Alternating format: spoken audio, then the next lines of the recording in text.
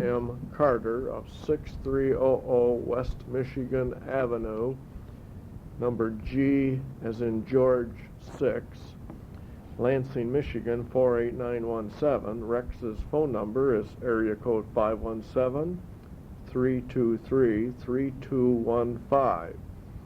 The recording was made by Jim Walkinshaw at the Oldsmobile History Center at 4000 North Grand River in Lansing on October 12, 1990.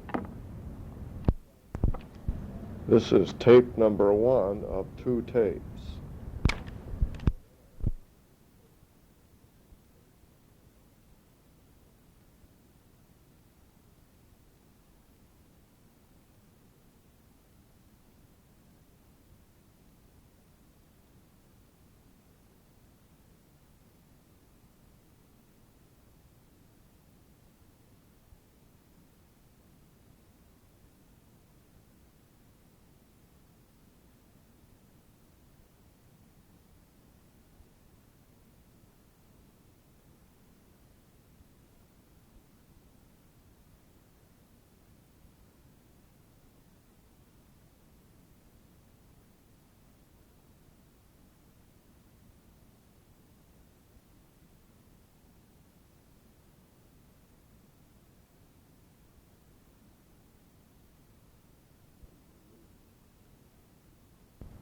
Rex, if you would just, excuse me, let me just start you then, if you don't mind. Would you start with maybe your name and your address and your phone number, please? Surely. Rex Carter, 6300 West Michigan Avenue, apartment G6, Lansing, 48917. Okay.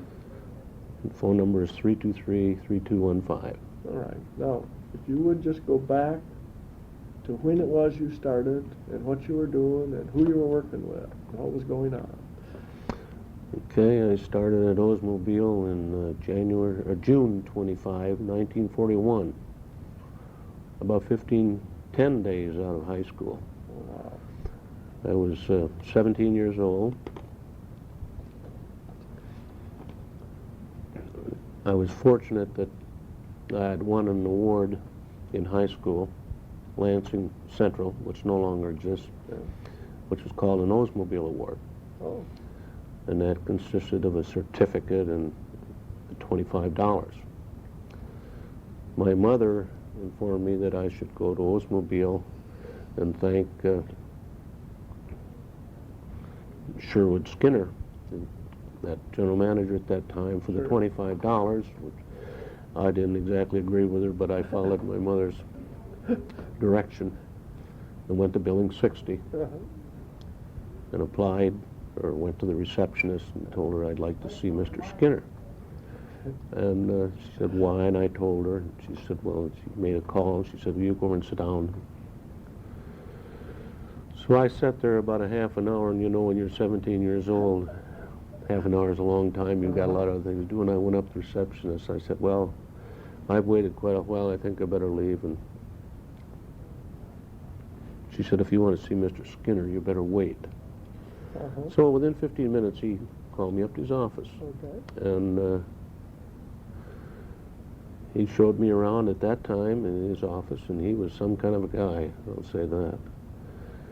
He, at that time, had 20-millimeter guns, shells, different varieties, 40, this kind of thing in his office.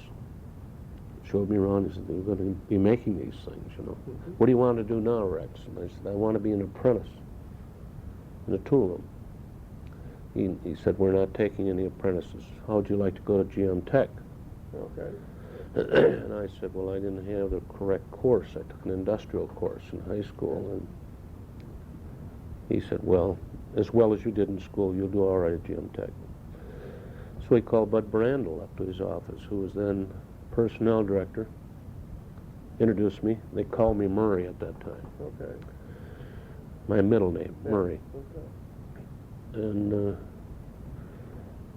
introduced me to Bud Brandel, and he said, "I'd like to arrange for Murray to go to GM Tech."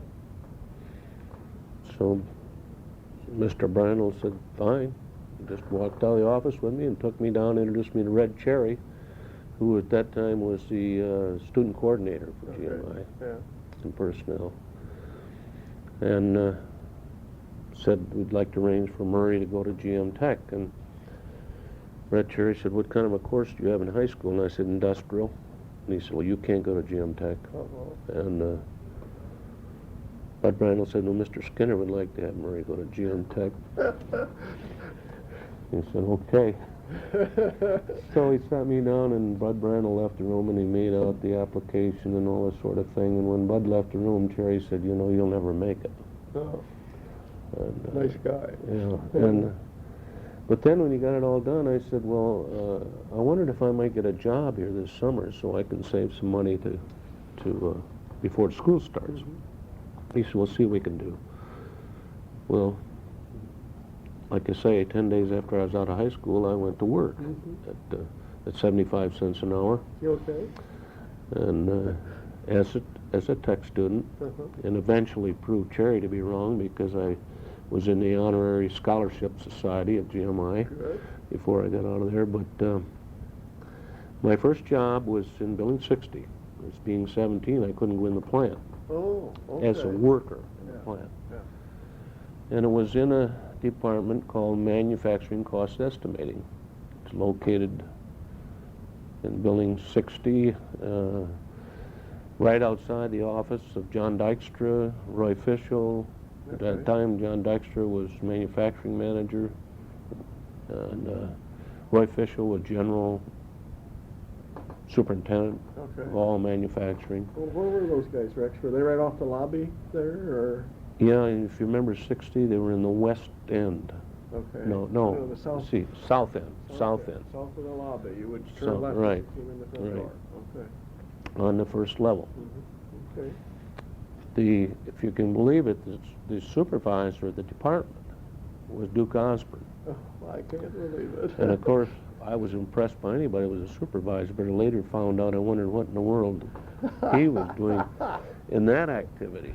But some of the people Yeah. in the department, interesting, was Gail Price, Okay. who eventually Sure. headed up the department, and Bill Haight Okay. and Eddie Plank. So I went in there as a 17-year-old. Of course, there was some clerical people, and that's what I served. I knew blueprints and this kind of thing, so my job was filing prints and engineering changes and Okay. engineering releases, Yeah. and also when a manufacturing cost estimate was prepared by Bill Haight or Gail Price, excuse me, there were a certain number of people had to sign approve those costs, those estimates. And so it was my job to find my way around the plant and get the approval of the production engineering type people, Oh, the method okay. engineering, the layout type people, the production superintendent, maybe somebody in product. All the people were involved with that particular part. Okay. And so they expedited the completion of a cost estimate by virtue of the fact that I went around and got them signed. But you didn't know anything about the plant? No, You were but starting I from didn't. ground zero. I didn't. Uh-huh. But I learned in a hurry. Did somebody drag you around out there to kind of show you the To ropes? start with, but then they gave me directions, and it was all right for me to try. And I learned a lot about the plant Yeah, I would think so. by doing that. Excuse me. Well, eventually, I think I started school in the A section, so I went to school in. This is terrible. That's okay.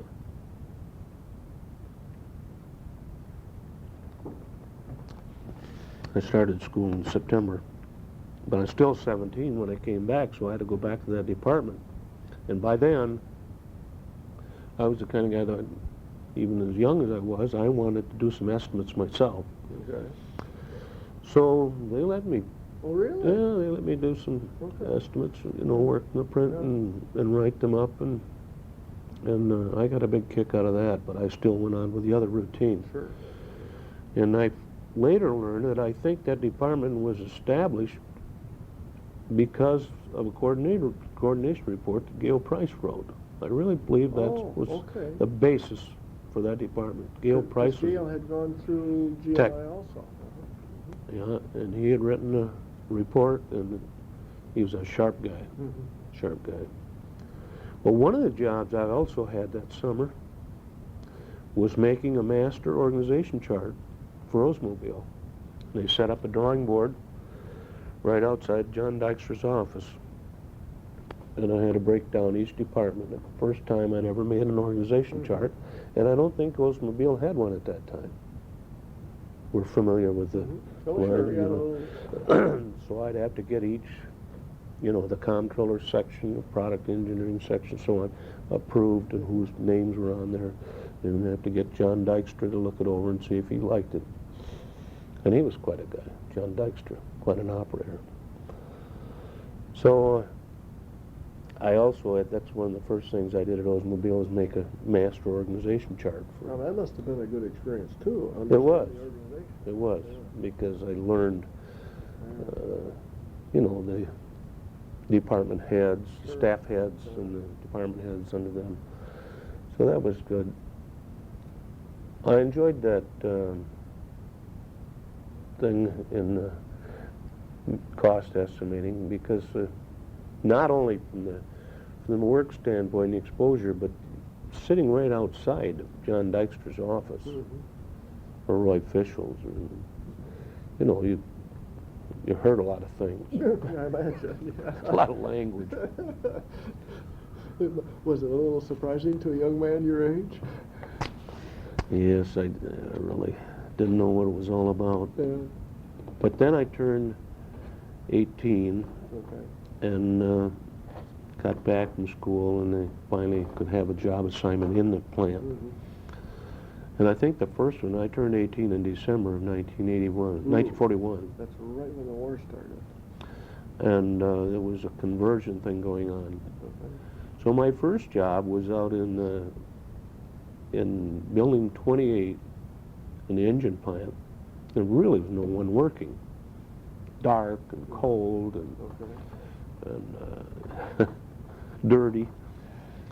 But Bob Beoby was a supervisor in inspection, and I was assigned to him as a student. So he had to find something for me to do. So I was going, he had me checking old cast iron pistons that were set aside as he always should throw them away or Oh, my keep goodness. them or repair them. And that kind of thing went on all that period. But then the 20 millimeter was getting off on the ground. And as soon as that had any motion to it at all, I was assigned to the 20 millimeter when I'd come back. And it was amazing to me when I think back about it now, when we started making parts with nothing but hand gauges, like depth verniers, micrometers. That's all we had to, maybe some dial indicators. But necessarily it was kind of like a pilot thing getting started, but they had a whole lot of guys in there that didn't know how to use those gauges.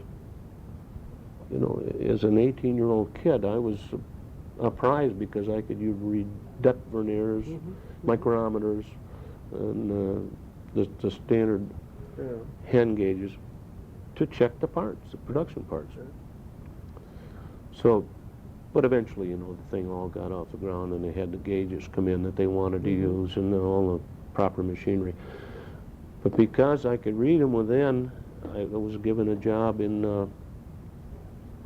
the conference room teaching inspectors Wow.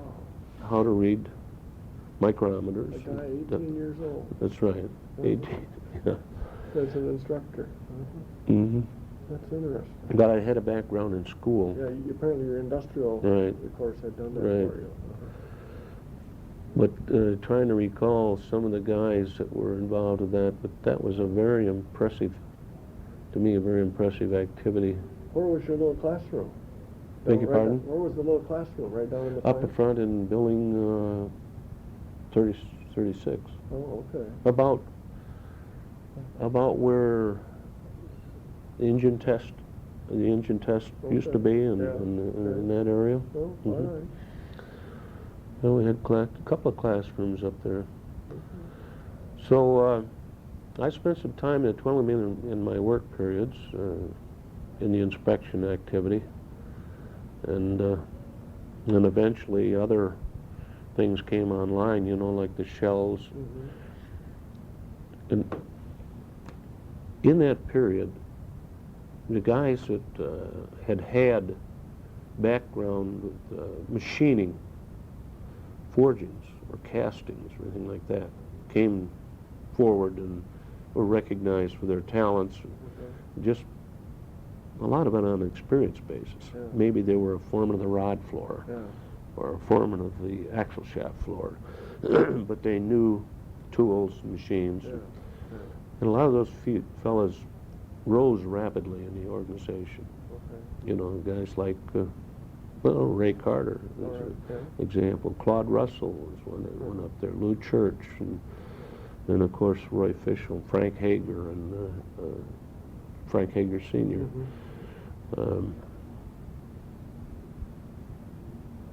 The fellas that came from paint, like Lee Smith or Mike Minnow from assembly, they were in a position where they were just kind of wandering around, not knowing what to do. Even, well, I guess the superintendent of Press Metal, I'm trying to remember his name now, back then. I want to say Lawrence, that's not correct, but anyway, it did run into some jobs where they needed some press and die experience, and those fellows were up there. But the guys at Del McRae was got his started there. Although I don't think Del was a particularly machining man, but he got to be that way. Well, eventually the whole place was on defense. We were building the 40 millimeter gun and the 20, 75 tubes, all kinds of shells, 75 millimeter, 3 inch, 105 millimeter, 155, and those things were forged, a lot of them at Plant 2, and then machined in where final assembly is. Okay. Building 75, 32. So I would get assignments on those projects when I'd come back from school. I can remember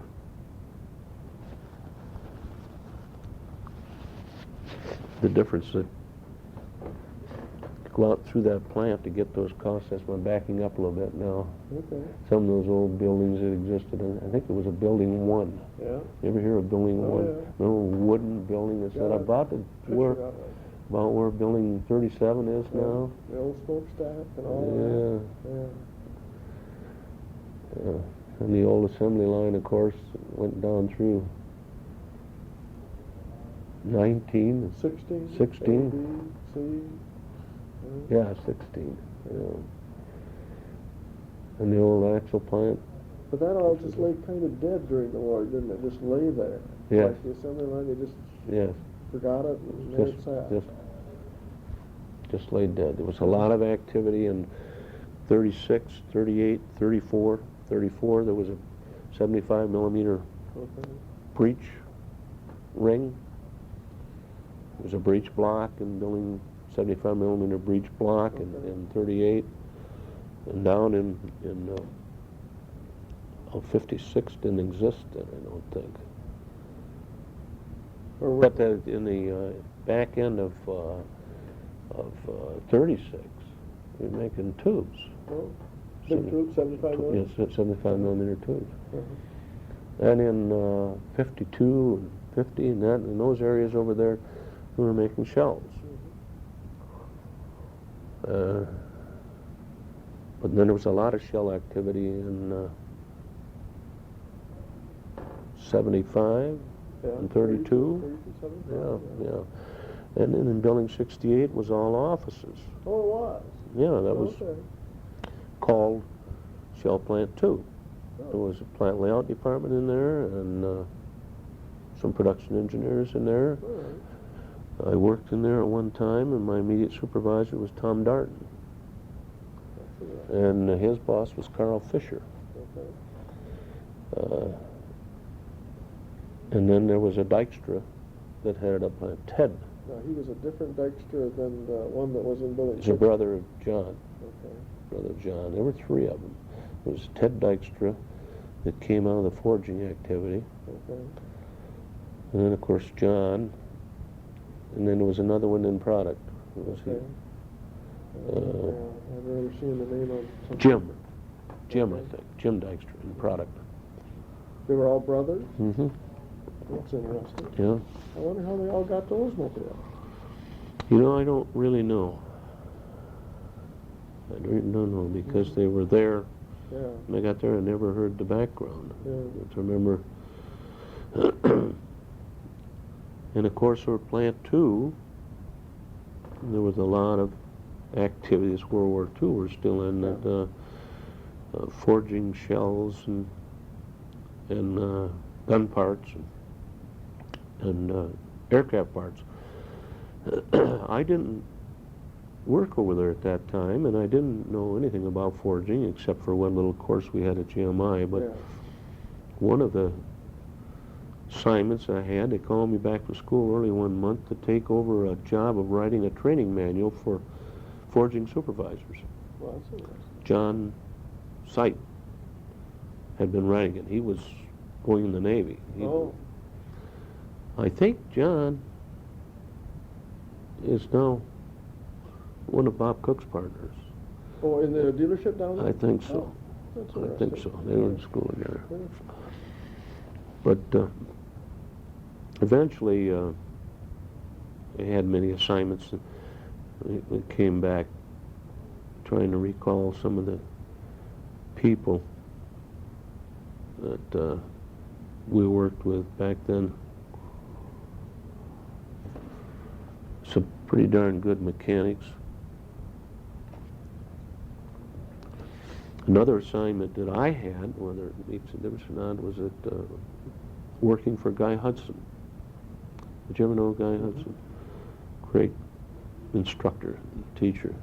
He was an apprentice guy, wasn't he? He was, you think of him as an apprentice guy, and that's what he was primarily, but during the war, he had an office in Building 64 and some classrooms in Building 64.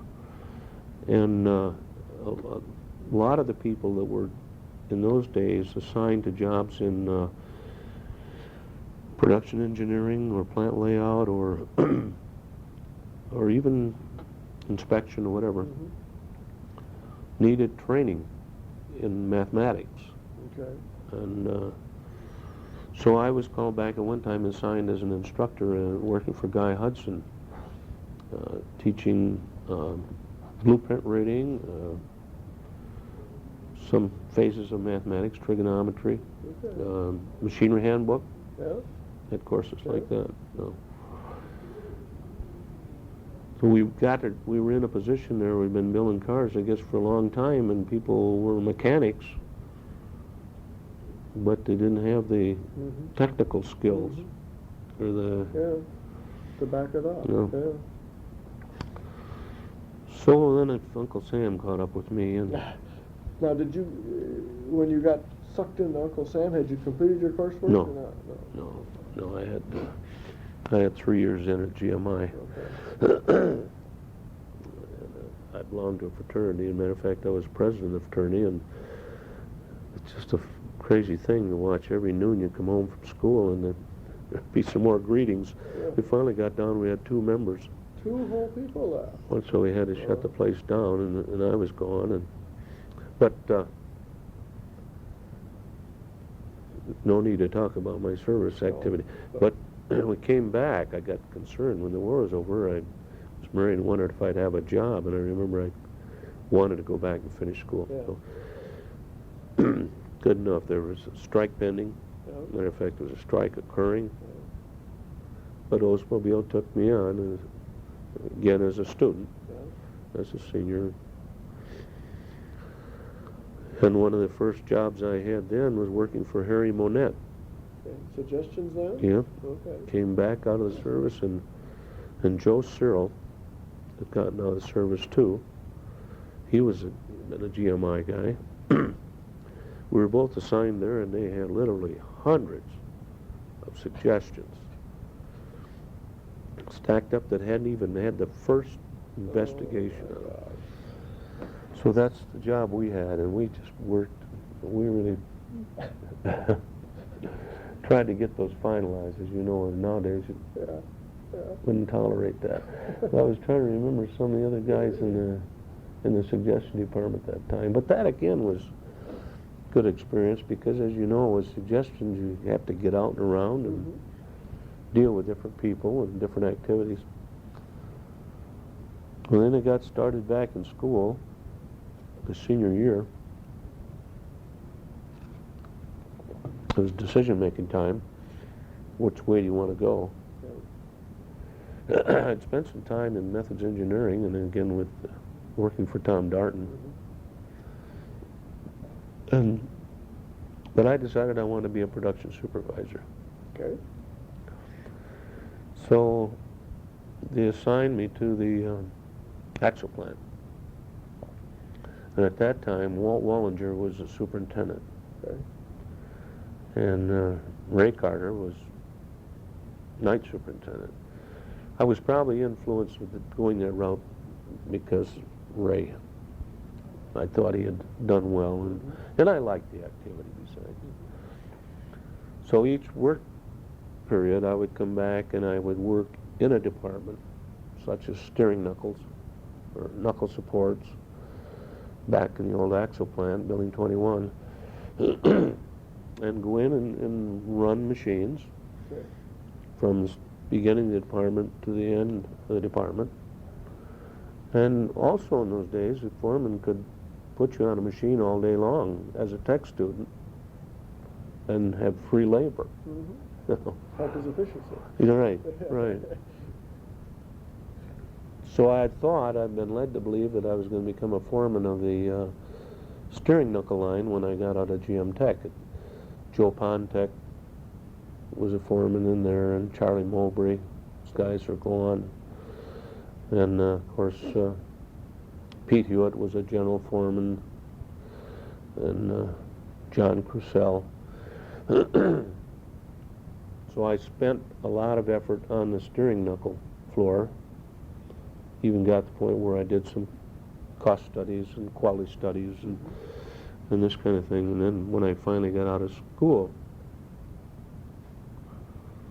came back, I was put on salary. And Walt Wallinger said, well, you're going to be a foreman on the rear axle housing line. Oops. And I never, I said, geez. Had you been over there at all?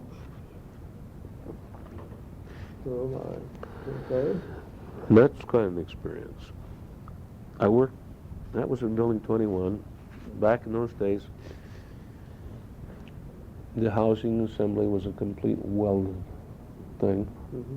Took two halves, made them on presses, and welded them together with projection welding and electric arc welding. You don't even see it anymore. It's a carbon arc, Mm-hmm. carbon arc welding, where the operators had to mix their own flux.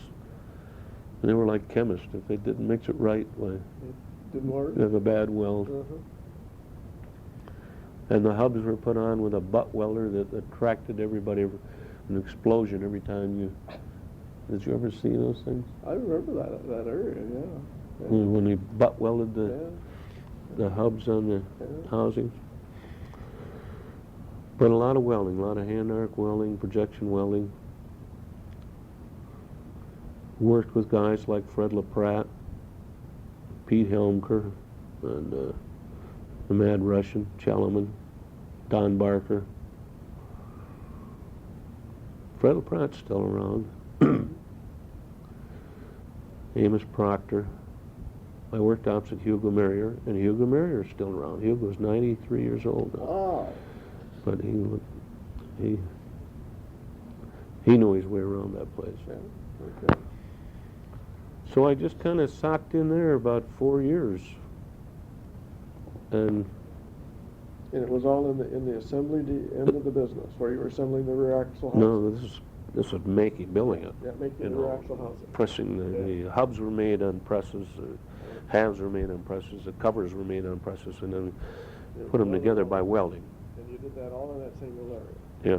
Okay. Presses were down there in 21A, that little press building? Mm-hmm. Okay. And the half presses were there.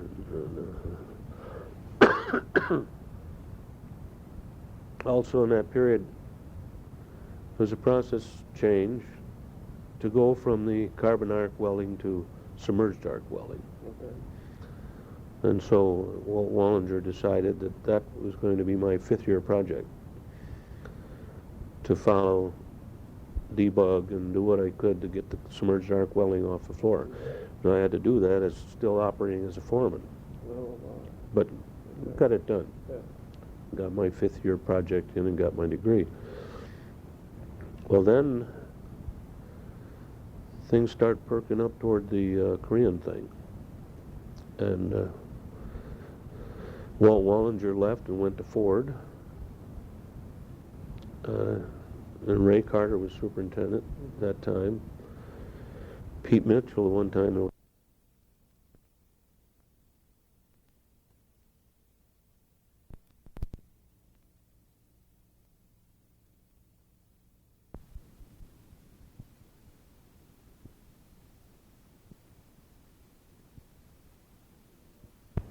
So you were asked to become a production engineer.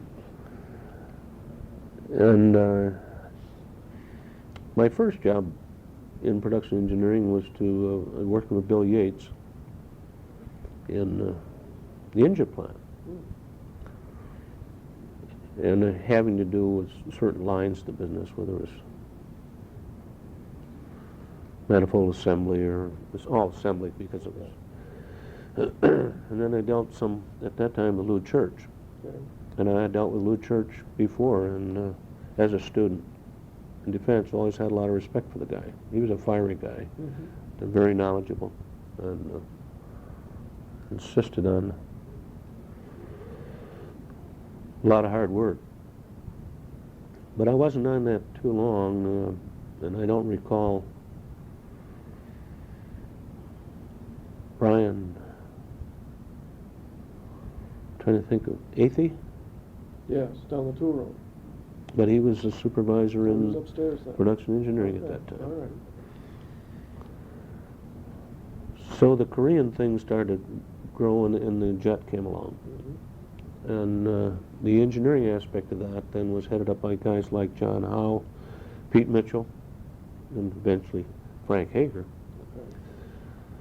So I was assigned to parts as a production engineer on the jet. All right. Mostly what we call small parts. They were couplings and that sort of thing that went between the rotor and the compressor and the other end of it. So I actually processed those parts, several different parts, and set up the pilot program over in building 26, I think it was, up above plant protection and west Yeah, a little bit. okay, yeah, that's 26. Uh-huh. Maybe you did a pilot job up there? We ran pilot parts in there, but the major part of the pilot was in building 37 Okay. on the jet. All right.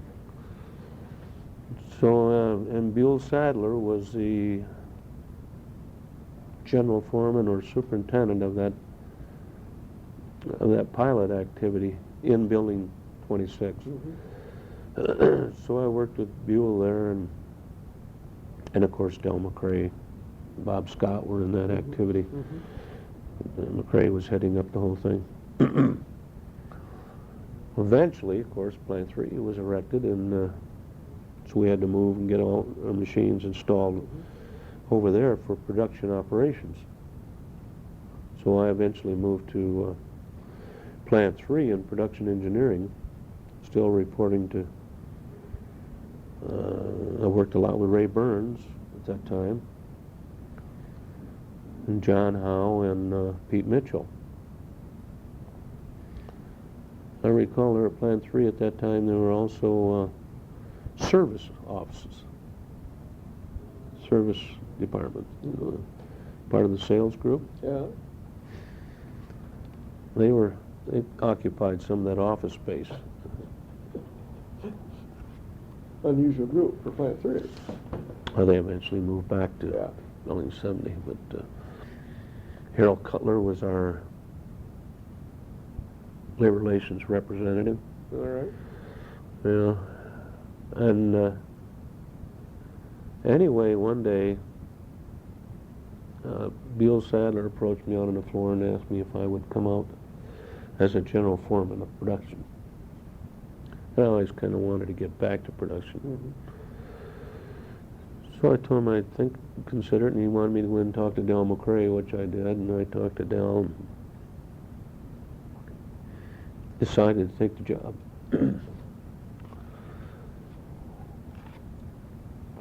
At that time I had the heat treat and the shrouds and the plating as a general foreman.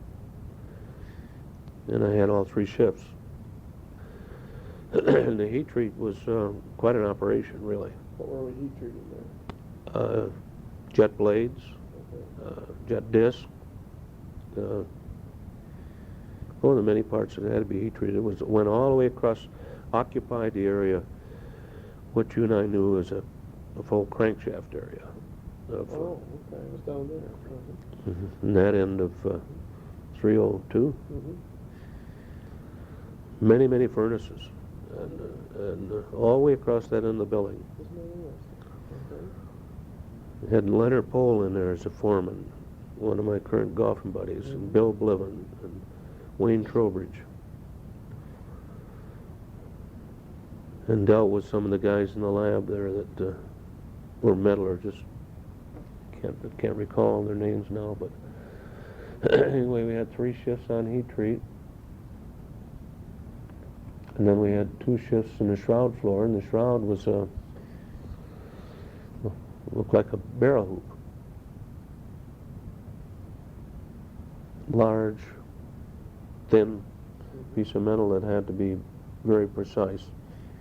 And we did almost that work on the lathes and then ground it. But I remember particularly that when I got in there, the shroud was running 35% scrap. Terrible. And by hook or crook with Jim Logan was a foreman in there, and Star Thompson. And by really concentrating, we got the scrap down to 5%. And Tom Downey thought that was... Tom Downey, of course, was manufacturing manager at that time, and Del McCrae thought it was great. So we went merrily along. How'd you do that, right? How did we do it? Yeah, how'd you get it down? You remember In the what kind of first thing place, you had to we do? started out by insisting that every man identify his work, and that every man claim his scrap when he ran it, Okay. and that we got him some help on tools, gauging, fixturing, and I spent a lot of time training, because it was very difficult work. That thing came in as a forging, and there would be, in one forging, there would be 4 to 5 shrouds, and they would finish one shroud on the outside and then cut it off. Then it would maybe go to a grinder, and it was just like you could just push it in all directions. I was going to say, so hoopy, how would you even work on the thing? Well, as long as it was attached to the forging, it was pretty rigid. But you had to be careful about tool pressures and all this kind of thing. And then once it was cut free from the forging, then it always had to be on a fixture that held it to, either for gauging or for grinding or whatever, you know. Well, where did that go as part of the engine? How did that fit in the engine? The shroud went, the shrouds, various phases, went between the stages of compressor blades. Okay, they kind of filled that gap? Mm-hmm. Okay, Yeah. all right. So the shrouds, one would be like 18 inches in diameter, and the next one might be 20 inches, Yeah, and the next one. bigger And then when you get to the smaller. last stages of the compressor, they were all the same size, straight down through there. Okay. And those shrouds had to be plated, and we had a little plating operation there. We did cadmium and nickel plating, All and right. That was down there in that part of the building too, that south building? that was in 301. Oh, that was up at the north end there. But just through the firewall, All right. in 301, Okay. there was a plating operation. Mhm. Carl Tyler was a foreman in there. Okay. Hank Strife was a foreman in there. Now, at that juncture, there was no car parts being made, or no bumpers, no nothing? Plant 3? Yeah, No. it was all jet jet.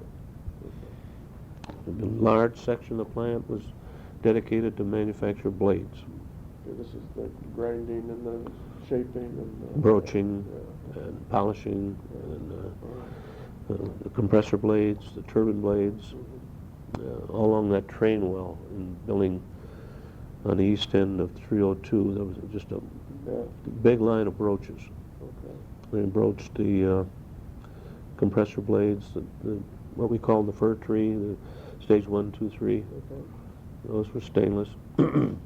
Were those forged at our forge shop? Yes. Right across the street? Mhm.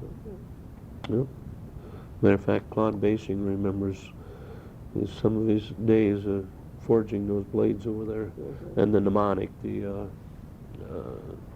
turbine blades. Okay. They were particularly tough because they were a nickel chrome alloy, very little. Just they were not I don't think there's any iron in them to speak of.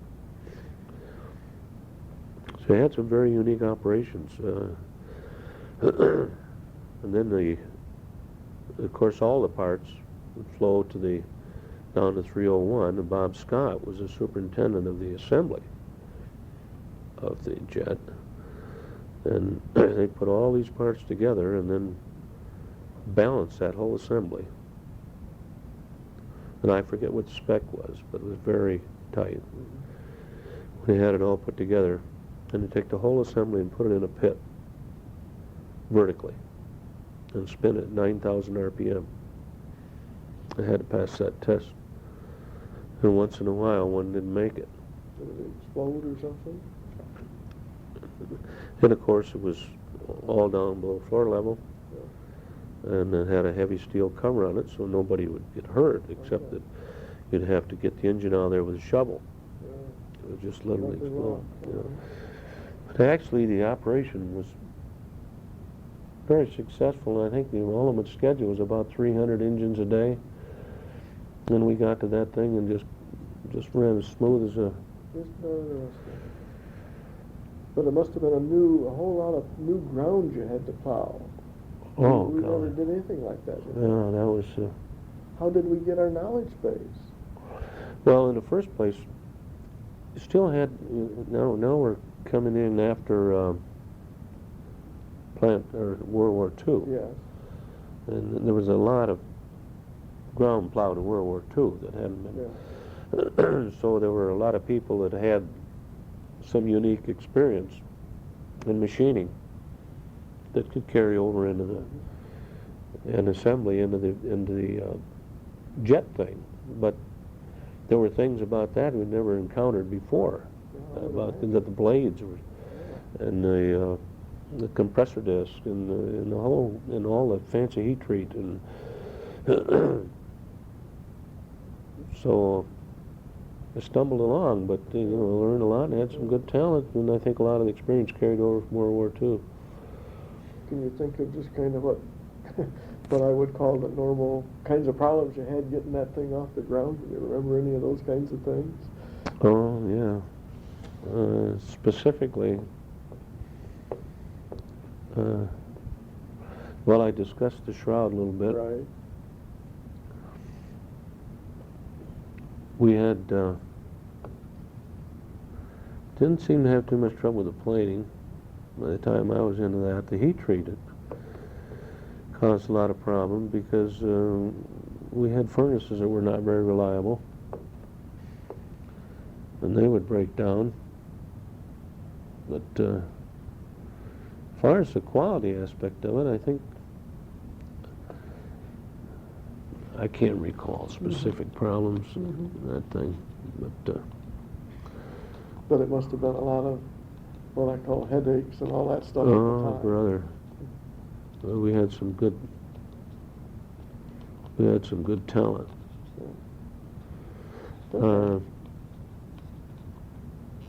The funny thing about that is you get it all up and going and producing 300 engines a month or something like that, you know, and then all of a sudden it's done. One thing I recall in particular, though, about that is I mentioned previously about the shroud scrap and how we managed to get it down.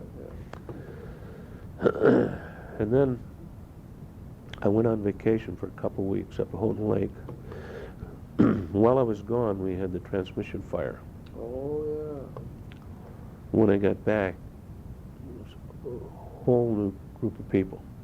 What had they done? Well, they had to lay off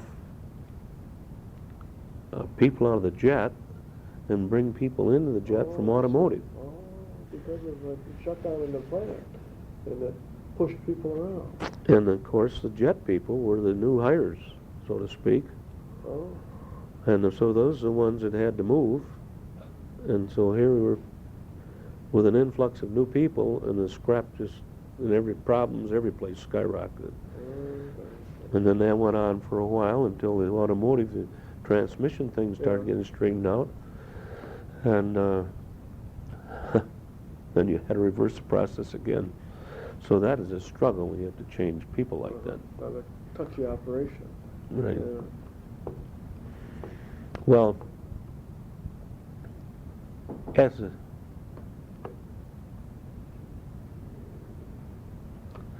the jet looked like it was easing out, we started to install the bumper plating facility in Plant 3. So that was the first automotive thing that started to go in Plant 3. At Plant 3. And Bob Scott was the superintendent. Of course, Gal McRae was the general superintendent. They had all the web system down there. I know you didn't do that. They decided that I should get on there as a general foreman, work opposite Sam Farhad, Jack Chandler. It was all installed now. Yeah, it was installed. Marsh Coolidge was down there as assistant superintendent. No, not Marsh Coolidge, McEwen. Oh, Marshall McEwen, yeah. Yeah, the presses were there, the plane tanks were there, and the web system was there, but it was Do you remember about when that would have been? about 1953 or 4. Okay. Because I remember I was there in 55, and we worked 7 days a week for months on end. Big schedules, and had to have bumpers, and we weren't making all that we should. And Okay, so you went down there as a general foreman? general foreman. Okay. General foreman. And had the plant ran anything when you got there? Yes. Or it was trying to make parts? Oh, they were making parts. Yeah, they were making parts. But they had started out, I guess, figuring it would be a 2-shift operation with skeleton crew on midnights, and realized they had to have a full 3-shift operation. And so I went down there as the 3rd shift guy, and of course, and here again it was a new activity to me, plating. But had a couple of years down there, and then what was it, 56, the things kind of backed off economically. Or 58. 58. Got sticky, Lousy But around 56, things started. 55 was a great high year. Yeah. And then it kind of dribbled down to 58, and then it started back up again. But now the jet program is done. and they're starting to move all the machinery out of the jet. So little by little, they started to bring in more automotive. And they started out to bring crankshaft in.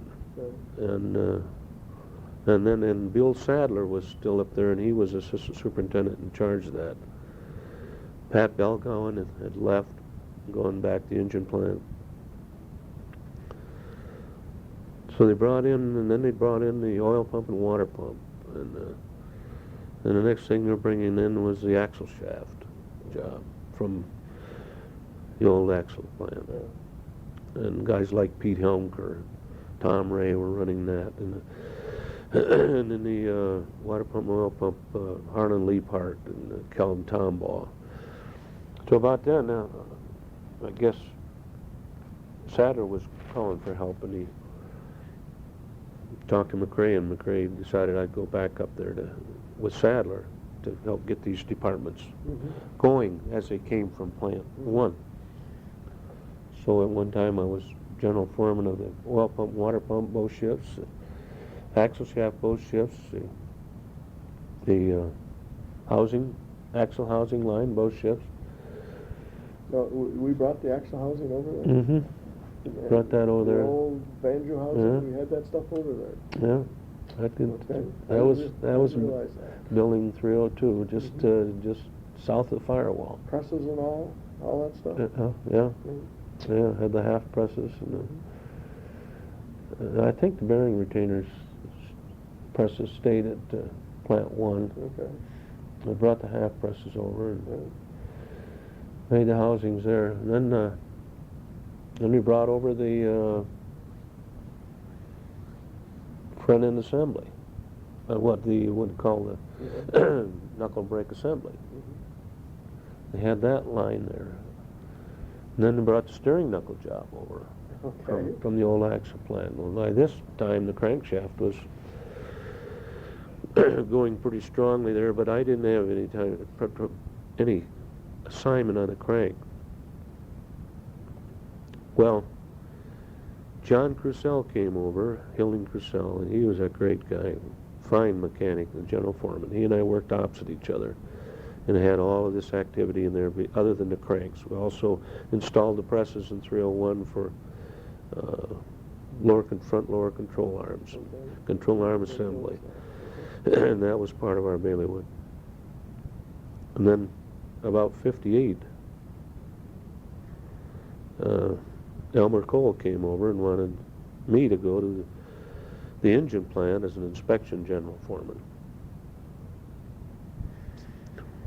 Well, very honestly, I never thought I wanted to do that. I never thought I wanted to be an inspection. Okay. How come? Well, because I was dead set on being a production guy, I guess. Okay. And because I used to fight with inspectors. I'm not proud of that now, but That's okay. But that was a fact of life. Bill Sadler was a night superintendent, called it then, the axle plant.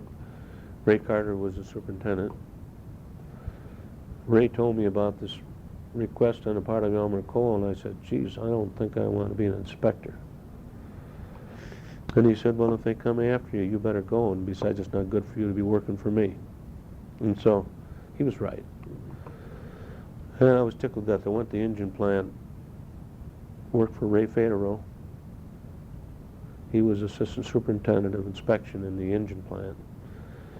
I worked opposite Bob Bealby, who had worked for as a tech student years before. Kenny Gothrow worked for me. Harold Houghton was the superintendent of the plant, and Kerry Fowler was the assistant superintendent. On the other side, in the engine parts plant, was Pat Belgowan, and a guy by the name of Carl Avon was night superintendent, fine guy. Well, anyway, I learned a lot about the rocket engine in a short time. When you're in that activity, in the assembly end of it, and you tear engines down every day, inspect every part, and you run them on test and this kind of thing. And Ray Federer was the kind of guy that made sure you knew what every little hole was for, where it went, what it did. And so I got acquainted in a hurry. Had Kenny Gothrow working for me on the engine line as foreman. But of inspection. Well, a couple of years of that, and Elmer Cole wanted me to go to, sent me to Plant 2 as assistant superintendent of inspection. So this would have been about what, like 1960? 1960. Okay. 1960. Now, the forge plant was sort of autonomous. Oh, yes. Yes, very Okay. definitely. This was a time when little by little organizations started to integrate. Mm-hmm. And this was a move to integrate Plant 2 inspection with the rest of Oldsmobile. Okay. Prior to that time, the inspection at Plant 2 reported to Bill Mounts at Plant 2, who reported to Elmer Corbin. Mm-hmm. And so I guess through negotiations or Elmer Corbin's good sense, he thought it was wise that the reliability or inspection be disassociated with the production type organization. Okay. Still in that time, I think that all reported to Bob Rollis. I mean, even Elmer Cole. Yeah. Yeah. So I went over there as assistant superintendent. And what little bit I knew about forging, I had learned when I wrote that manual way back. But at that time, too, we were making the F-85, Oh. and the front end assembly Yeah. was made over there. And Claude Basing was Mm-hmm. a general supervisor in charge. Bob Smythe, remember Bob Smythe? He was a general foreman reporting to me on inspection. George Sanborn, Elmer Corbin, Bill Mounts, Snyder, Emil Zern, old Lockerbie, John Lockerbie, guys, all the experts in forging. Well, I'll tell you, that was quite a challenge to try to organize that inspection activity so that Elmer said, I want this just like it's Oldsmobile. Uh-huh. For example, just to standardize, to maintain records on gauges and get them set up so that they're somewhat standardized, and then if there's a blueprint change on the forging, you get a change on the gauge. Mm-hmm. I mean, that sounds simple, but Yeah. that wasn't being done, see. And they had trouble with, we're in trouble with our customers, such as Cadillac and Pontiac and Buick and International Harvester, and all these people were customers. So I was traveling a little bit too, trying to soothe their, learn what their troubles were and carry them back at that time with John Lockerbie. He was our expert that was out there in the field all the time talking with the customers. Well, that thing, little by little, that was being phased out a little bit. But Bud Miller, of course, was the production superintendent, and he and I got along pretty well, but Louis Kalp was the foreman of the heat treat, a very knowledgeable guy and a hard-working guy.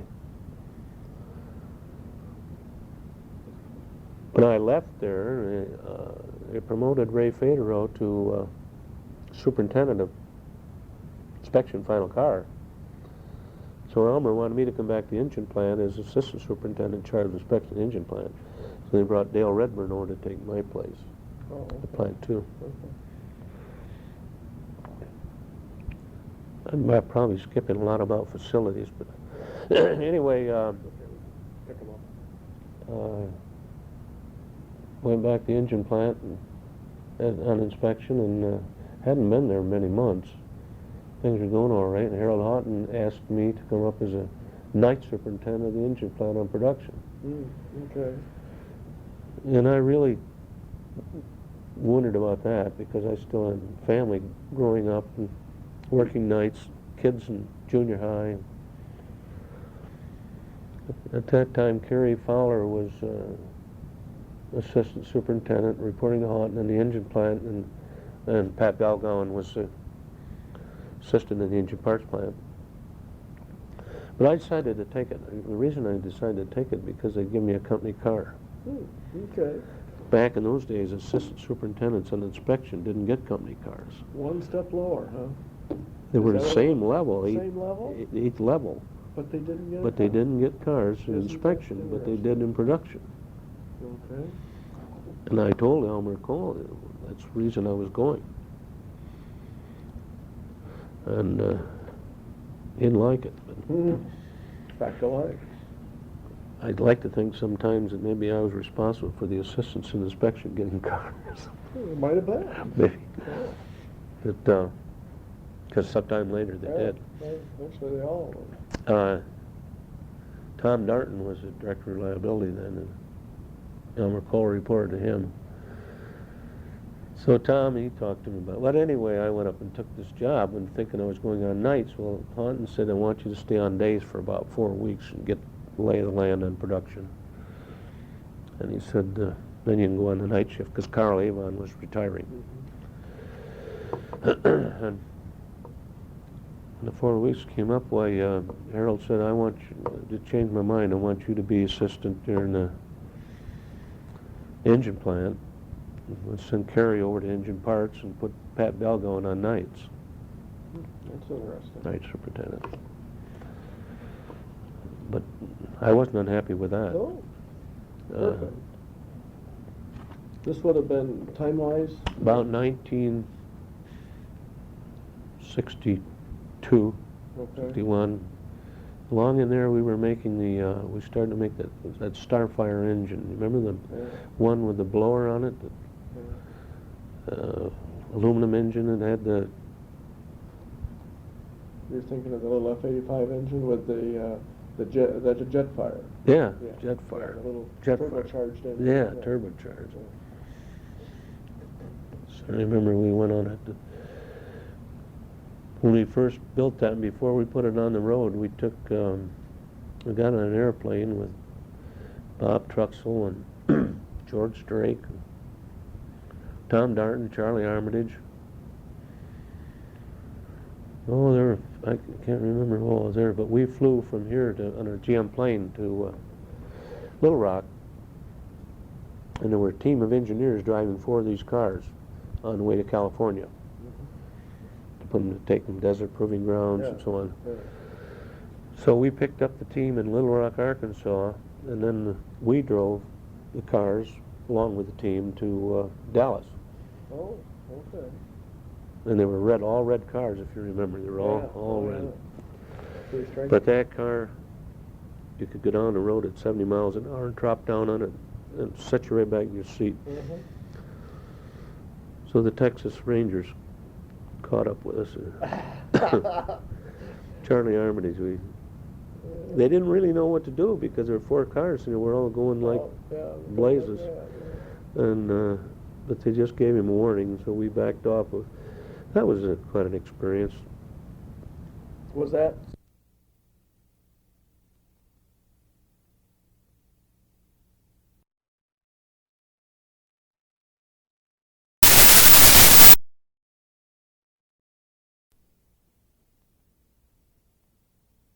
M. Carter of 6300 West Michigan Avenue, apartment G6 in Lansing.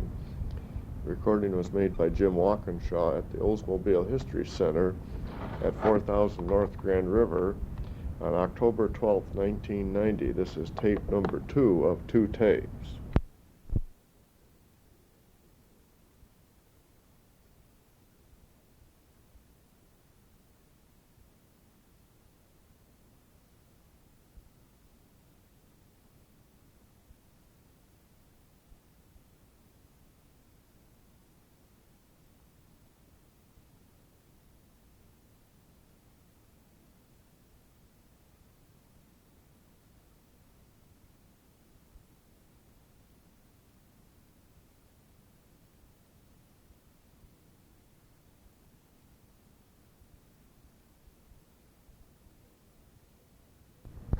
Okay, so now you guys were off in the jet fire.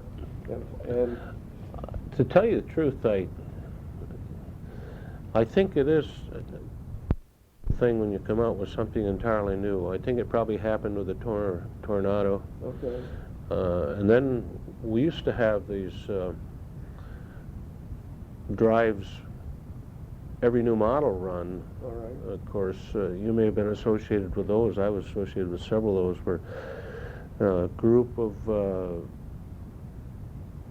superintendents, inspection, production,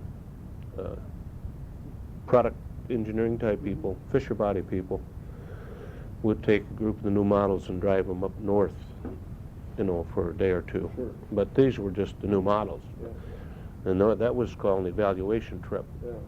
But this was a little But this different. was a new product. Yeah. And I still think they do that. I'm not sure. I'm not Yeah. sure. I'm out there But 10 that was years the now. first time you had gotten an opportunity to The do only that. time I ever did it. Okay. But Yeah. I'm just sure that they probably did it with the when the tornado came out, before it ever hit the road, you know. Yeah. But it was an interesting experience. Okay. Okay, that time I was in, it's kind of in my program here, I was in the engine plant. On the engine, Bill Slachta was I remember Arnold Hansen was the general superintendent, and what a fine guy he was. Good, and incidentally, Arnold had always had a big job in defense work, because he had a good machining background, you know. But I counseled a lot with Arnold. He'd come over and sit down and talk to me when I was assistant superintendent of the engine plant, and as opposed to talking to Harold Houghton, who was his immediate subordinate. yeah.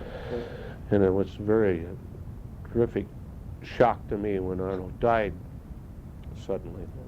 And I really missed the guy. And then Bill Slachta took his job, and then the situation reversed. Slachta and I had known each other back as kids, but he would go in, as probably should, and do his talking to Houghton. Okay. And, Yeah. but had guys like Freddie Webb and Chet Myers, the general foreman, real good old boys. Doing a pretty good job making a lot of engines.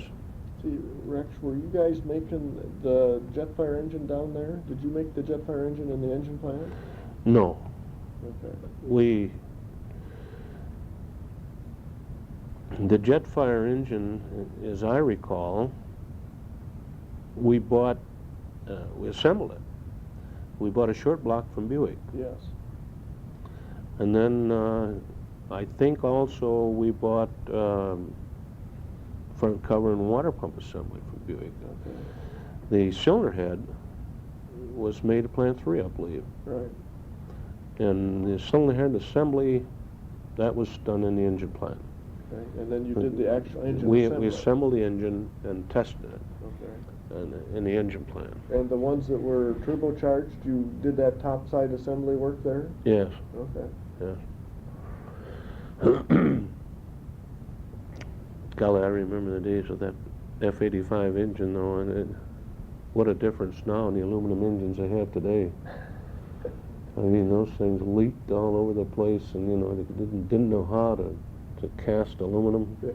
And so we had a multitude of water leaks on those engines, and getting water in the oil, and this kind of thing in plant, Yeah. you know, where we couldn't ship them. Yeah. And buying the short block from Buick, we never figured that they knew how to make it, because it had so many bores that weren't cleaned up, and then you know, the liners.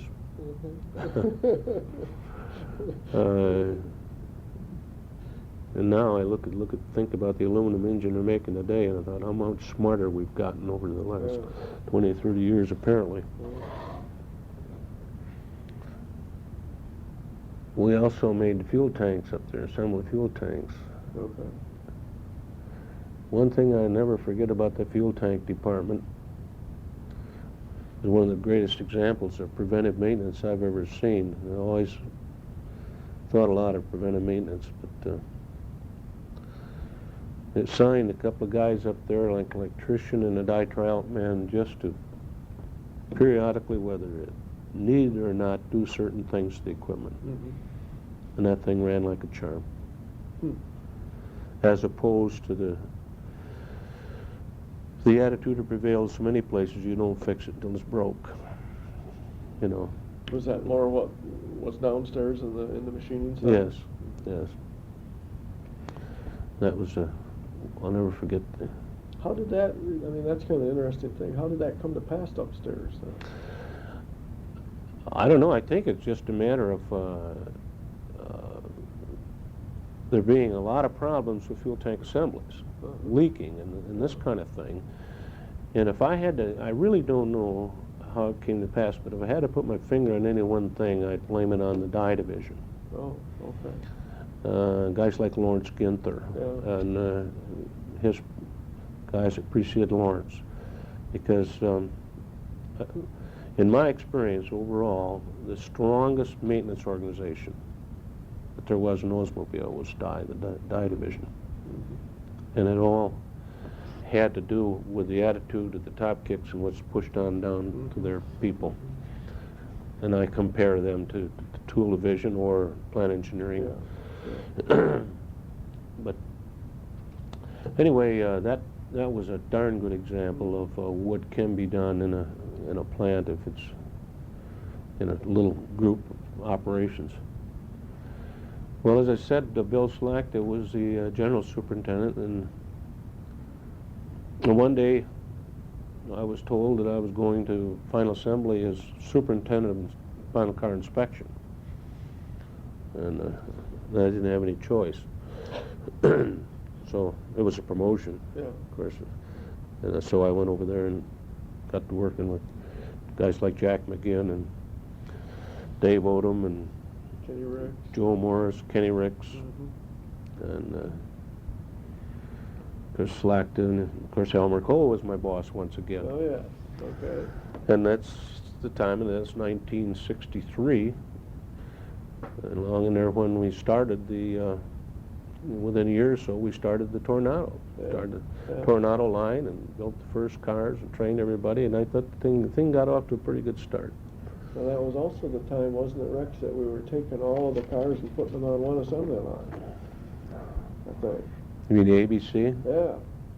Yeah, because the little car Yeah. would become a bigger car, and they all ended up on one assembly line. Yeah, I think that's right. Right. Didn't that make some interesting situations? Yes, it did. But that experience over there, I had to learn to deal with Fisher body people. Mm-hmm. Something like Ken Bidwell and Larry Colmorgan, who was chief inspector at Fisher. But that's a different experience in itself, having to deal with being responsible for the quality of the body as you ship it on a car, and yet having to talk Mm-hmm. with those people over there who were really responsible for it, but Having no control of it. Right. Yeah. right. Well, you could have your people reject them. And then what Which- happens? Which we sometimes did. But How would you, I mean, this is kind of a funny question, how would you describe that relationship at that point in time between Fisher and Olds? it was really pretty good. Guys like Bill Slackton and Ken Bidwell got along pretty well. Mm-hmm. Of course, they'd been dealing and fighting for years. Yeah. They're both the same type of character. Yeah. And Tom Darton was always a good operator. Somewhat of a diplomat, yet strong. So he dealt with them well, and Elmer Cole had dealt with him for years, so they were used to it. I wasn't used to it. And I got in a little difficulty one day because I wasn't. But it wasn't serious. Yeah. But that was I think one of the things I remember about my experience at Oldsmobile was getting that new car out, right from scratch, that new Tornado. Entirely different front-wheel drive, all the unique problems. And a guy like Ed Purchase, you know, and general foreman of that was a one-shift operation, and it was under the control of Dave Odom. Dave Odom is one of my assistants, and Ed Purchase, but the trying to remember the production assistant, Jack McGinn, and of course Bill Slackton. But that was a terrific effort on the part of everybody, all organizations, to me, to put out a car like that got on its feet. I hope the Saturn is as successful. Well, okay, I spent a couple years there on that job, and then I went to, Del McRae came along and wanted me to go to Plant 3 as superintendent of Plant 3, Axle, and whatever's left at Axle, Plant 1. So I elected to go. It was kind of a sideways move, but it was back to production again. Elmer Cole didn't like it very well, and neither did Tom Darton, but... See, the reliability organization had been established at that juncture? Yes. So it wasn't part of the No. Rallis? Or No, Tom Darton was Director of Reliability and a staff head. All right. Right. So at Plant 3, in those days, we had 301 and 302. You know, we had the cranks and the axle shaft and the steering knuckles, and we had the Tornado, we called it XP, the Tornado machining, and the housings and the control arms. Plus, we had the activities in Plant 1 axle where we put the rear axle assembly together yet, and we had some presses in there making control arms, and we turned brake drums, and still in the old axle plant. It was what was left there. Yeah. But then... So you actually had people working in both sides of the house Right. at that juncture? Right. Freddie LaPratte was a general foreman over in the old axle plant, and a good one, good old boy to have around. Bill Alexander was the general of quality control or reliability, and he knew his way around. But the wasn't long. That's 1965. Ray Carter retired, and I went and took his job. Okay. And Clay Mueller was an assistant superintendent for me, and of course I remember the crankshaft being an eternal battle, always a fight. It was a tough job. What was the basic difficulty with that? Well, in the first place, at that time, it was a forging. It was being forged in Plant 2, and the forging is very difficult to machine. You couldn't get rid of the chips came off and like hay, tangled up and had to be dragged out.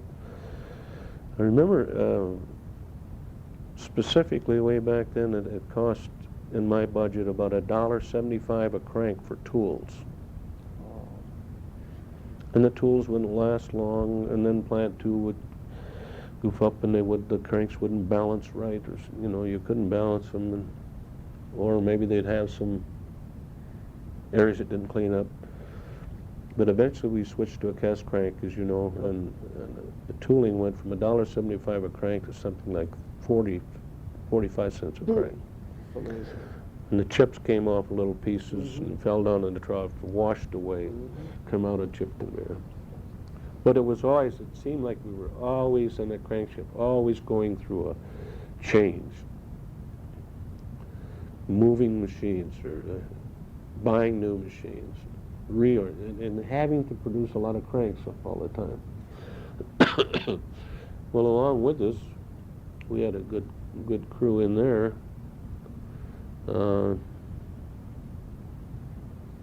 Suddenly you started, building 304. And I told the boss, I said, I'd like to take that on too. So That became part of the bailiwick. Okay. That must have been, what, 68 or so? I suppose 67, 68 it started. But then again, he had a guy to work with like Judd Cordes across town, planning on the the move along with you fellas, Yeah. making sure that we had enough of a part before we moved presses and dies and this kind of thing. And some little guys like, Bob Luscombe was in the picture at that time, helping coordinate the move. And so that thing just grew and grew and grew, 304 and 305, still growing. Yeah, sure did.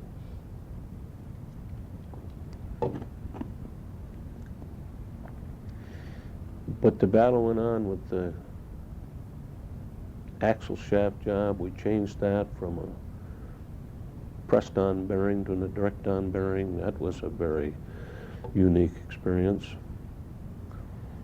I mean, something that you could accept in a bearing diameter of a pressed-on bearing, you could not accept in a direct-on bearing. Plus, we ran into heat treat problems and the tacos. Multitude of problems occurred along the road, but about 1975, I was on vacation up at Houghton Lake, and Judd put a call in and told my wife that he'd call back when I was there, and he let me know when I was coming back from vacation I was going to be superintendent of press metal and plastics. And I didn't understand that. Another new one. We had started the first injection molding that we had at Oldsmobile. We installed the machines at Plant 3. Okay. And we made the first parts, the wheel housings. And we brought some of the fellows, I remember bringing a foreman from sheet metal over to work with us. We trained the original job setters, of course. Okay. So there was some logic to that. Got something off the road there, but that was just part of it. But I honestly felt a little bad about that move, but then after I got over there and worked with that organization, Press Metal and Plastics, I think it was the best thing that ever happened to me. Isn't that interesting? Yeah. But it was interesting to get involved in that SMC. Yeah. Eternal problems. Our old friend Bob Mooney, I'll never forget, when he was still alive, he'd come down, he'd stick his head in the office and said, "What are you doing, Mo?" He called me Mo because we'd been in Dale Carnegie together. Okay. That's what your name, your nickname is Mo. Name for, Nickname is Mo, and I remember saying to him before he died, "Anything you can do before I retire, tell me how to straighten out this SMC." He just smiled, turned around, and walked out of the office.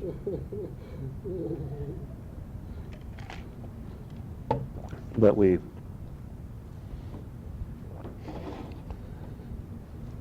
the SMC thing just grew and grew and grew.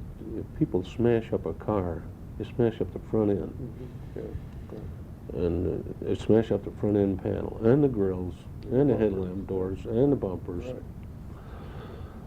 So, with our regular schedules on front end panels, we had a multitude of service parts to run all the time. So finally, I instigated the thing of putting some of that on the outside, and we got them cheaper. I mean, we could do it in-house for the volumes. For the low volume? Yeah, but put them outside and get them for less money. Yeah. We also went through the program over there of making aluminum hoods. Yeah, well, that must have been a unique. Very different program. I thought for a while we're going to have to build bleachers in Building 56 for all the people that wanted to come from Ford or Chrysler or wherever to different places to see how we made aluminum hoods. What did we do different there? basic differences? Well, one thing that we did to help is put in a roller to apply compound. See, previous to that, the press plant was full of spray compound applications. And we'd put these rollers in that would limit the amount of compound you put on, but you'd have enough.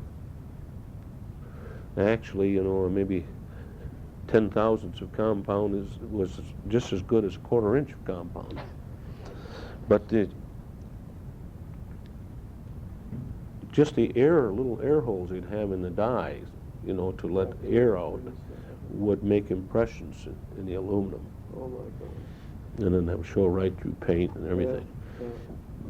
Yeah. You couldn't finish them, but we had to be so much more careful about the handling. Aluminum softer. So soft. Softer. But golly, those guys did a job. And then the entire hood assembly operation was different. See, I mean, you no longer, you didn't do the welding, the crimping, and that kind of thing. It was a mechanical joint rather than a welding Right, joint. right. Did you still do metal finish on those kinds of hoods? Aluminum ones? Yeah. But the last I knew, it worked out well. I don't even know they're making them anymore or I not. don't either. But Aluminum is still in the picture. well,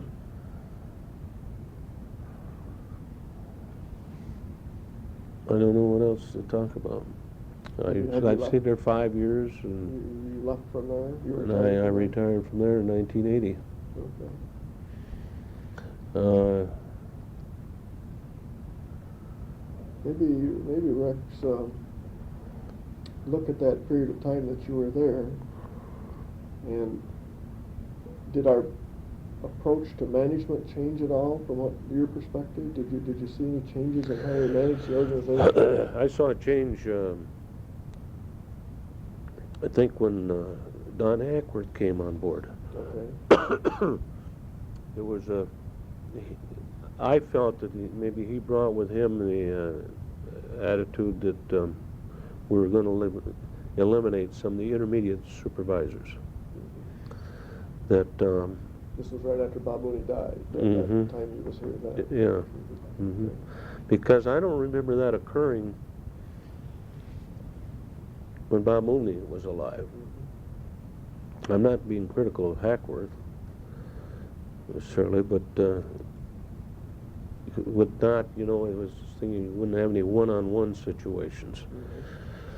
You could have a superintendent and 2 assistants, but if you had it, you would found it as superintendent and 1 assistant. Or, but then I seemed to realize that since I retired, that in fact we've got more. It looks like they've got more of that. They were one time going to eliminate all the general foremen in the plant, and that seemed to be the direction that they were headed. But I don't think it ever happened. They've sort of got general foremen all over the place now, haven't they? I think so. There also seemed to be more activity in the area of budget control occurring in situations such as the accountants and a guy like Dick Rollis, maybe Hackworth, and some of the experts out of your place, your area in 40, 1 or 2 would come down and we'd have a monthly review, you know, and even at budget forming time or setting time, you get a lot more assistance and help. That was coming on board. I always ask, you know, if ever I was asked what I would like to see done in a plant or in my plant, I always figured that I wanted to have a better feedback on what I was spending. Okay. Just kind of like I think what they're doing now. You know, I always kind of wanted to run the plant like a business and want to know whether I'm making money on this or making money on that, or what I had to do to make money on that. I don't think we always had that information. We had efficiency, we had the cost of different items and the budget printout and this kind of thing, but it looked like you were heading in that direction to get us more than apparently now they do. I don't know. How about what I call the quality-quantity relationship over the years? Did that, the looking at those two items, which one is most important or least important, so to speak? Oh, very, very definitely over the years there was more emphasis on quality. Okay. On quality. Not quantity. Right. Okay. Although throughout my time at Oldsmobile, I was always taught and believed that it was a cardinal sin to shut the plant down. That's the way I was brought up. I mean, you did everything you could to keep that assembly line running, whether it's engine assembly or car assembly or whatever. And never in my career was I ever responsible for shutting the line down. But then since I've left, I understand that, it's all right. Things are right. Or the other thing that changed drastically after I left, and it was starting to change somewhat before I left, is the inventory control. We used to think nothing of carrying huge floats, storing them at duotherm, so we could make what we figured was efficient die changes, and so we could plan ahead for model change projects or that kind of thing. And now, I guess it's just on-time thing. And if they run out, they run out. Shut it down. I don't know. That's the way the Japanese do it, I guess. True. How about employee relationships in that period of time that you were here? Did you see any changes in those kinds of things? How we dealt with people that worked for us? Yeah, I think so, very definitely. From the time I started as a supervisor until the time I left, little by little, number one, there was less control on the part of supervision. Little by little, supervision lost control of situations. As far as the actual relationship between the supervision and the people, I think it was as good or better in 1940, 50 than it was when I left in 70, 75, or 80. There also was a deterioration in the, what do I want to say, the position of a supervisor, a general supervisor, the respect, the way he felt about himself and the way others felt about him. That, you say, deteriorated over those times? Right, and I think it's due primarily to the fact that they just kept losing a little bit in the way of control.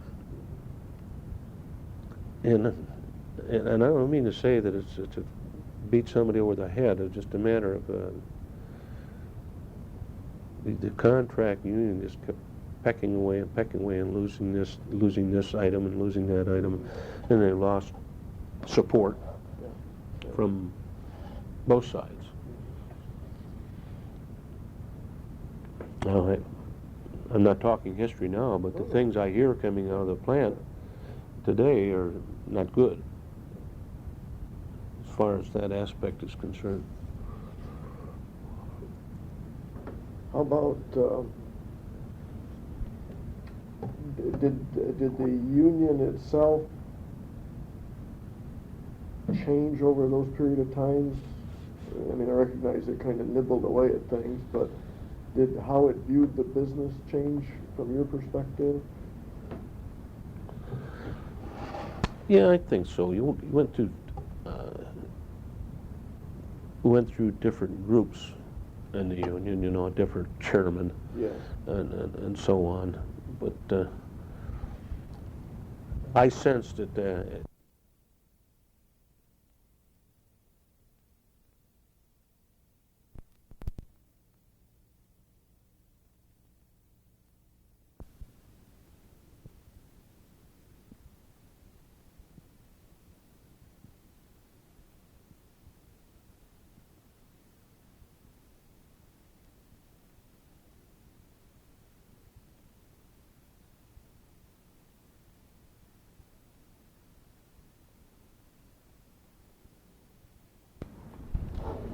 So there was actually a kind of a better sense on the union's part of the business and how it worked. understanding what it really, they had the sense, I mean, you gave the impression that they understood more, but they still didn't want to,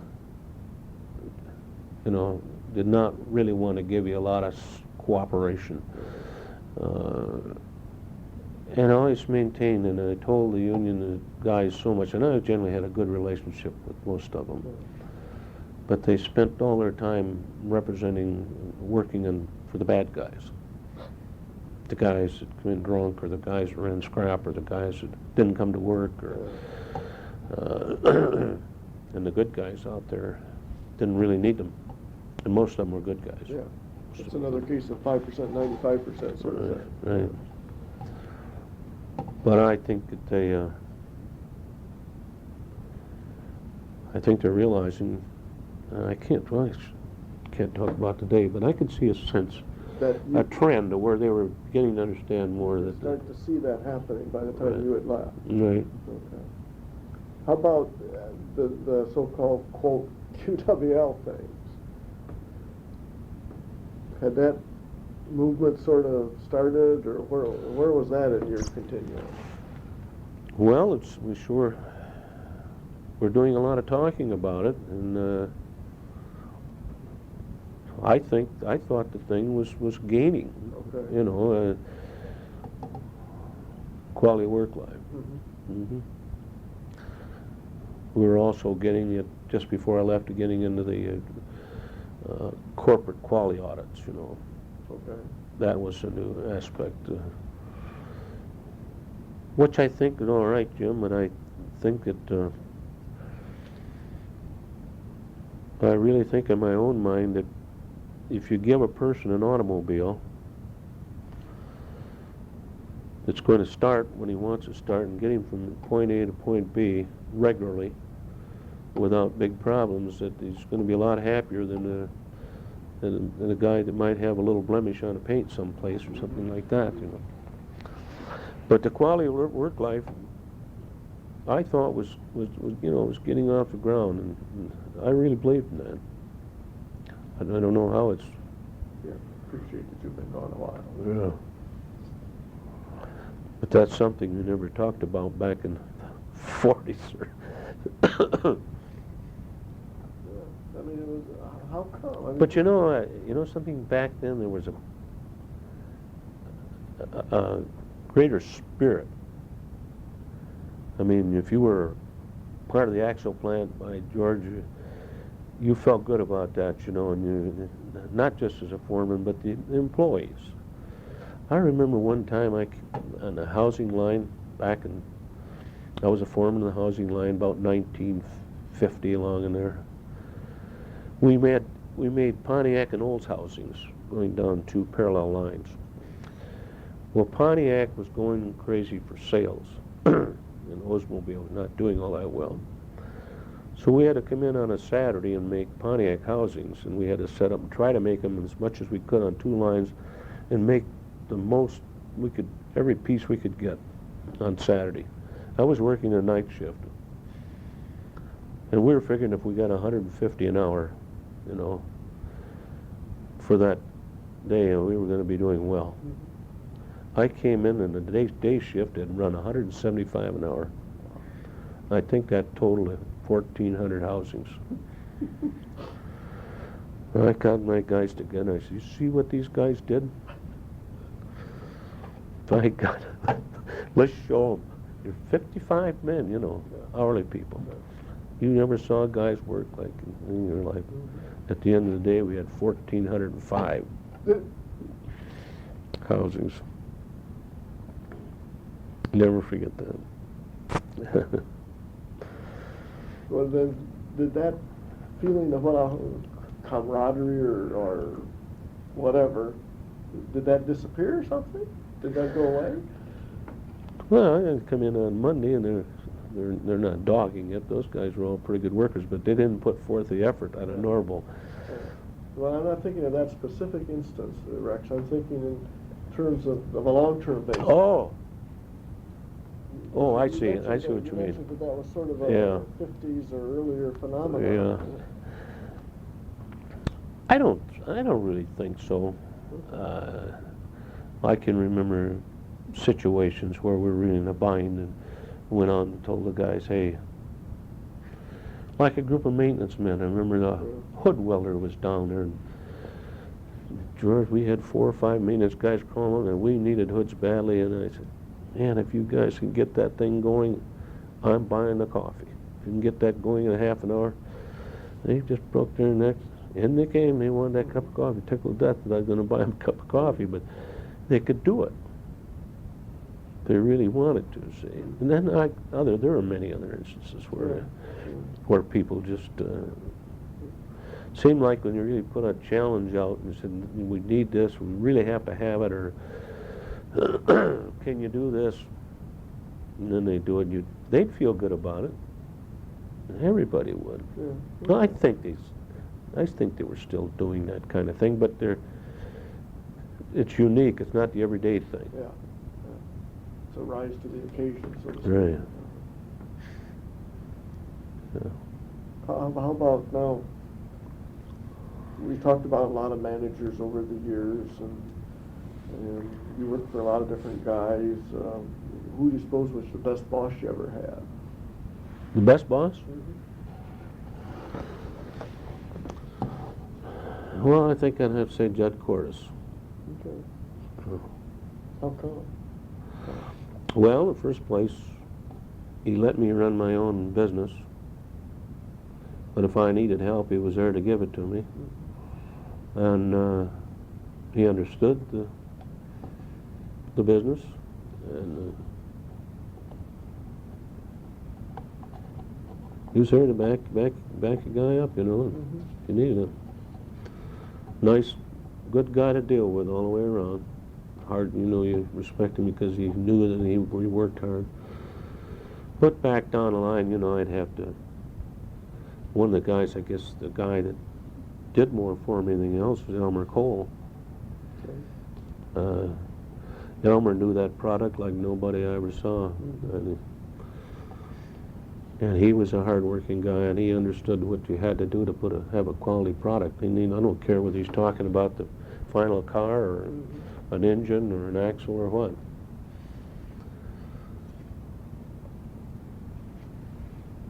Did you see any changes in how people managed you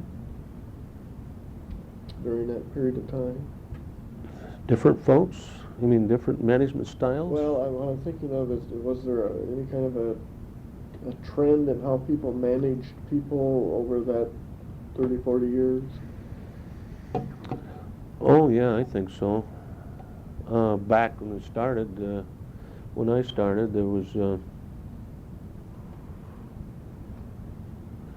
you were just expected to run your own department, whatever it was, you know, whatever level you were at. Yeah. You were just expected to take care of that. And you weren't expected to have a lot of direction or even a lot of support. Okay. When push comes to shove, you had it, but you were just expected. And later on, it seemed like people were more apt to throw up their hands, you know, or ask for help, or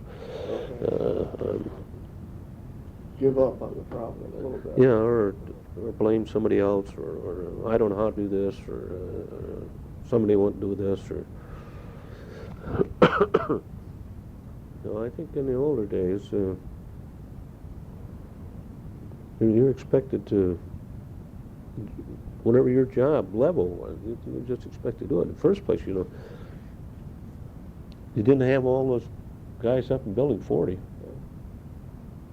See, I can remember as a tech student going up there, and you know that there wasn't much of a second floor. No, big hole in Yeah.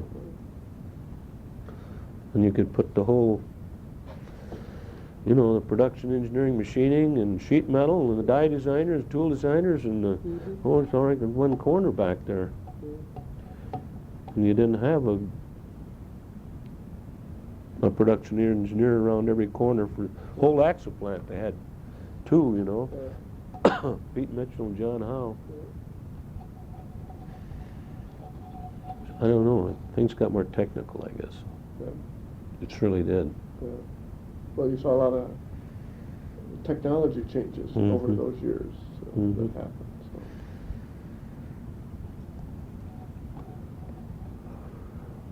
How about safety? See any changes in that over that period of time too? How we looked at that? Much greater concentration on safety in the latter years as time progressed. Yeah. And also on working conditions. Okay. And the OSHA type things. All right. Oh yes, big changes, much improved. And I saw some bad things happen, you know. But they weren't, I don't mean to say that anybody in particular was at fault, but I saw some bad injuries, all the way up to fatalities and so on. But there's very definitely a lot of improvement. Safe working conditions. How about ladies in the workplace?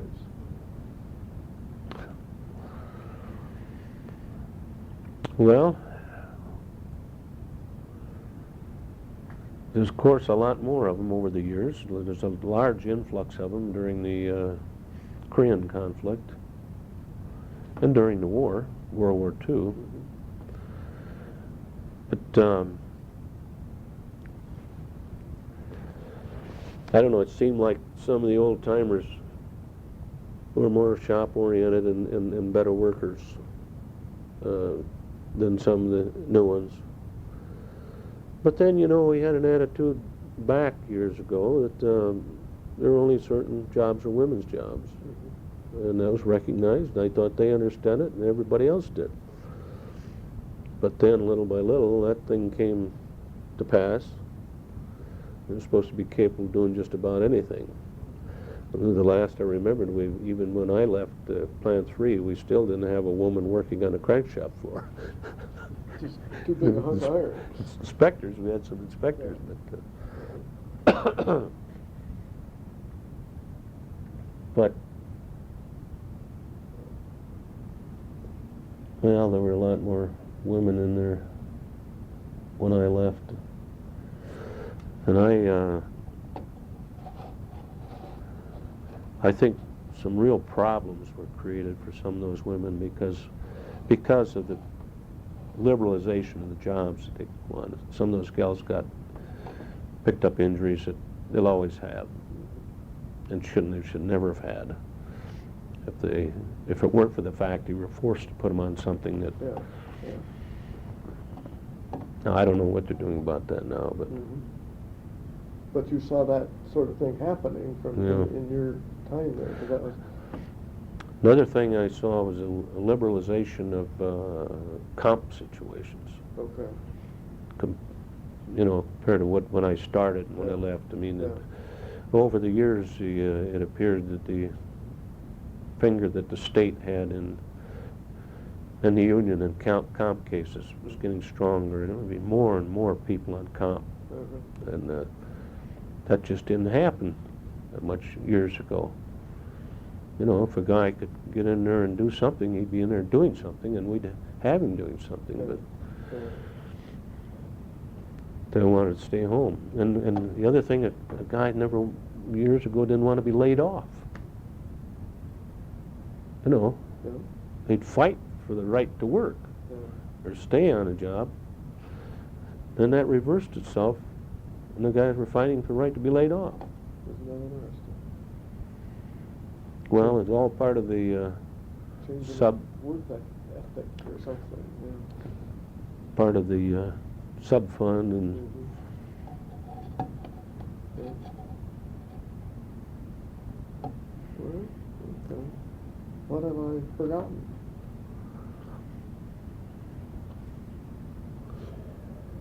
Anything else you can think of that would come to mind, Rex? We've covered a lot of. Well, there's a lot of.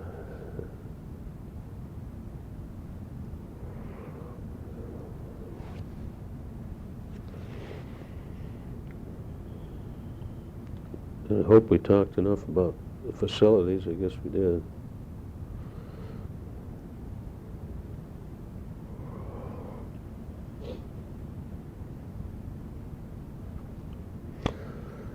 I'll say this, if I'll go through some of my things at home there and see if there's Okay, good. anything you want to add to your files. Yeah, that's good. Well, okay, then we'll quit. I'll get you to sign our little page and